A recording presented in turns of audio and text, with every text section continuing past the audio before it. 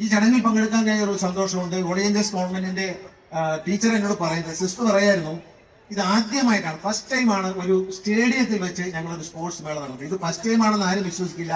Well organised ആണ്.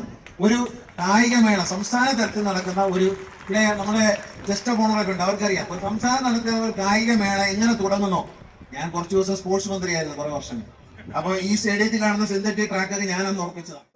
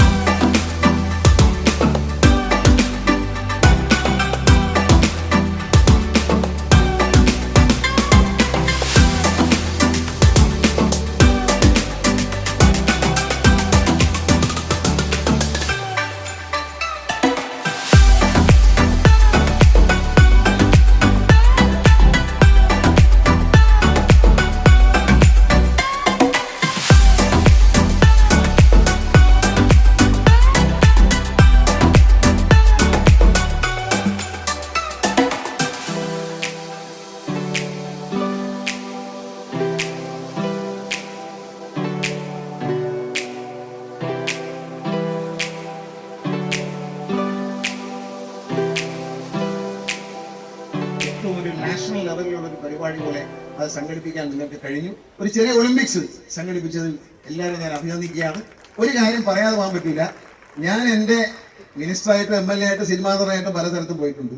ഒരു സ്കൂളിൽ പോകുമ്പോൾ ഇത്ര മനോഹരമായ ബാൻഡ് ഞാൻ കണ്ടിട്ടില്ല. അവിടെ ലീഡ് ചെയ്യുന്ന മോള്, ഓരോ മക്കളും ലീഡ് ചെയ്യുന്ന മോളും വിടുപിടിക്കുകയാണ്, കുറേ നിൽക്കാനും വിടുവിടുവിടുകയാണ്.